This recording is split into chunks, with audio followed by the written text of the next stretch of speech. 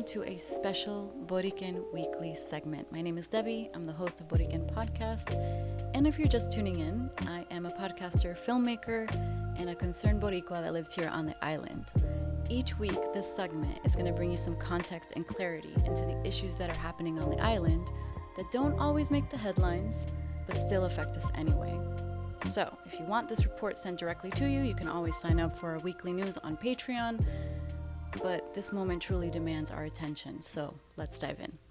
So to begin, this week we're no longer speaking about the possibility of war, we're talking more about its arrival and the preparations for its arrival. Last week the analysts were talking about escalation, but this week we clearly see the language has shifted, the lines are being drawn, decisions are being made, and unless people organize, these decisions are going to be made without us. Puerto Ricans are often talked about as a footnote in history or a footnote in the news, but we are really at the center of this war and we have to act like it. The story of this particular moment has already been written in the history books. It's one of the oldest and the most brutal of all. It's undeniable that Puerto Rican bodies have long been treated as expendable in American wars. It's a structural problem that still hasn't been addressed because American citizenship was never about rights. It was all about access to our bodies, to our labor, and to our compliance. And so as we think about the young men and women who have been indoctrinated to believe that they're part of a nation that ultimately treats them as pawns, we have to think about their service not as a request, but as a demand by the colonial status. When troops are deployed, Puerto Ricans will be among the first sent out, and logically, they'll be the first to come back in caskets. So I want to talk about how war is framed, especially in our communities who are taking part in that war. It's often framed as an honorable thing, but the realities show a different face to war. While they offer us honor and pride, how can we trust a government that doesn't invest in our healthcare, doesn't protect our land, and doesn't value our lives? It's very simple. It's about exploitation and greed. And all I can see when I watch these preparations are all the families that will someday have to prepare funerals while political leaders have conversations about strategy and security and influence and money in rooms that we would never be let into. This week, President Donald Trump escalated rhetoric around Venezuela in a series of public statements and interviews.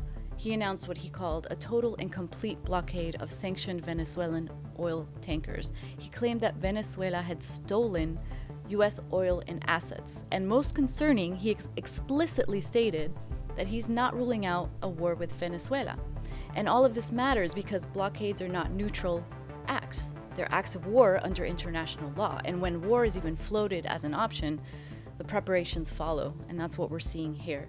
Puerto Rico sits squarely in this geography in the Caribbean as military strategy and historically on the receiving end of decisions made elsewhere. So let's talk about what this will mean. The governor of Puerto Rico this week announced a redesign of a trauma ward. On the surface, it looks like healthcare investment, but veterans and military observers are raising the alarms on what they're seeing. Why wasn't this ward made available before when people needed it 10 years ago? I'll tell you why. Trauma wards are expanded when casualties are expected. And the bodies that will fill those beds are not data points. They're people. Young people who enlisted in the military believing that it would offer stability, education, opportunity, and instead many face loss of limbs, traumatic brain injuries, and psychological wounds that can last a lifetime if they survive at all. And it isn't speculation. Puerto Ricans have long been overrepresented in U.S. military service and combat deaths, despite having no real power over the decisions that send them to war. And while these preparations for war accelerate, another crisis deepens at home.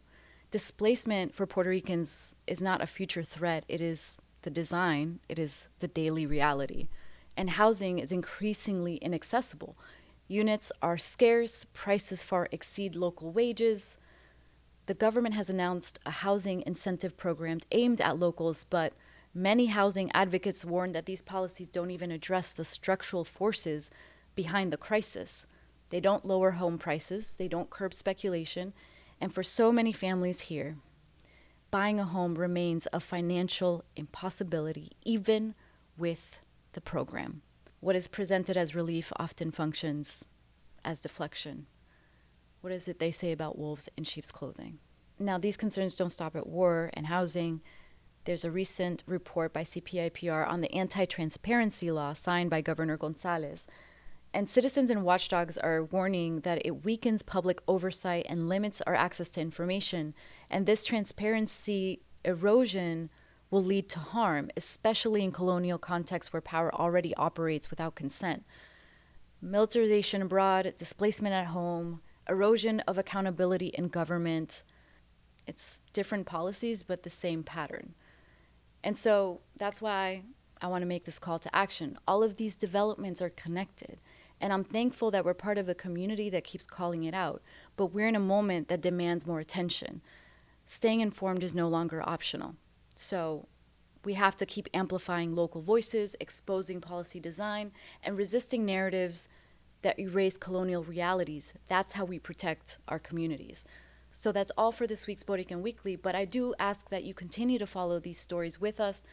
Help us ask the hard questions, center voices of the people that are impacted most by these decisions. And if you value the reporting, I ask you to subscribe on YouTube or to the weekly news on Patreon, supporting this work through our merch store. And I want to give a big thank you to those who have already signed up. Thank you for your commitment to staying informed. Once again, I'm Debbie. Thank you for listening, and we'll be back next week.